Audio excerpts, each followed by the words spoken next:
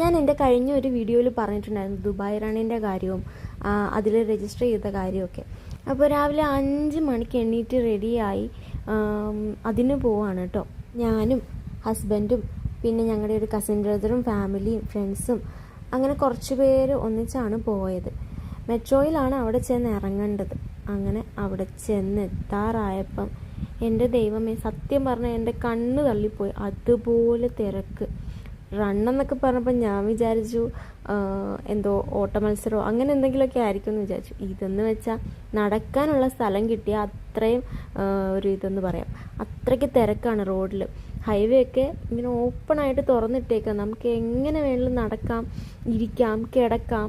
അങ്ങനെ ഒരു രീതിയിൽ ഒരു വണ്ടി പോലും ആ വഴി വരില്ല. ഇതൊക്കെ കണ്ടിട്ട് എക്സൈറ്റ്മെൻ്റ് ആണോ അതിശയമാണോ ഒന്നും പറയാൻ പറ്റുന്നില്ല. അതുപോലെ ഒരു അവസ്ഥയായിരുന്നു. ഇത് ഞാൻ കഴിഞ്ഞ ദിവസം ഒരു റിവ്യൂ വീഡിയോ ഇടാമെന്ന് പറഞ്ഞിട്ടുണ്ടായിരുന്നു. ഇത് ആമസോണിൽ നിന്ന് വാങ്ങിച്ചിട്ടുള്ള ഷൂസാണ്. അതും ഇട്ടിട്ടാണ് ഞാൻ പോയത്. നല്ല കംഫർട്ടബിളാണ് അത്യാവശ്യം. സാധാരണ എനിക്ക് ഷൂ ഇടുമ്പോൾ എനിക്ക് കാലിനൊക്കെ നല്ല വേദന വരാറുണ്ട് കുറച്ച് നടന്നു കഴിയുമ്പോൾ. ഇതെനിക്ക് ഒരു കുഴപ്പമില്ലായിരുന്നു. ഏകദേശം 3-3.5 ലക്ഷം പേരാണ് ദുബായ് റണ്ണിന് പങ്കെടുത്തതെന്നാണ് ന്യൂസിൽ കേട്ടത്. സത്യം അതുപോലെ ആളുണ്ടായിരുന്നു. ഈ ദുബായിലുള്ള മൊത്തം ആൾക്കാരുണ്ടായെന്ന് തോന്നുന്നു. അതേ തിരക്ക്. മെട്രോ ഇറങ്ങി കുറച്ച് നടന്നു കഴിഞ്ഞപ്പോഴാണ് സ്റ്റാർട്ടിംഗ് പോയിന്റിലെത്തിയത്. ഇവിടെ നിന്നാണ് റണ്ണ് സ്റ്റാർട്ടാവുന്നത്. ഒരു 10 കിലോമീറ്ററാണ് നടക്കേണ്ടത്. ചിലർക്ക് 5 കിലോമീറ്റർ, ചിലർക്ക് 10 കിലോമീറ്റർ, ഇഷ്ടാനുസരണം നടക്കാം. എൻ്റെ 10 കിലോമീറ്ററാണ് രജിസ്റ്റർ ചെയ്തത്.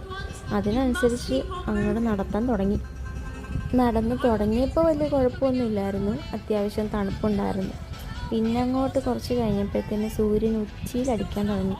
അതുപോലെ വെയിലും ചൂട്, വിയർത്ത് കുളിച്ച് ആകെ കോലം കെട്ട്. എന്നാലും ആൾക്കാർക്ക് അതിൻ്റെ ആ ഒരു കുഴപ്പമൊന്നുമില്ലായിരുന്നു കേട്ടോ. ദുബായ് മോളിൻ്റെ അവിടെയാണ് ഫിനിഷിംഗ് പോയിന്റ്. അവിടെ എത്തിപ്പെടുന്നത് വരെ വലിയ കുഴപ്പമൊന്നുമില്ലായിരുന്നു. പക്ഷെ എത്തിപ്പെട്ട് കഴിഞ്ഞ് തിരിച്ച് വീട്ടിൽ പോകുന്ന കാര്യം ആലോചിച്ച് ഇച്ചിരി പാടായിരുന്നു. കാരണം തിരിച്ച് വീട്ടിൽ പോകാൻ വണ്ടി കിട്ടാനാണെങ്കിലും അതുപോലെ തിരക്ക്. മെട്രോയ്ക്കാണെങ്കിലും കയറാൻ പറ്റണില്ല.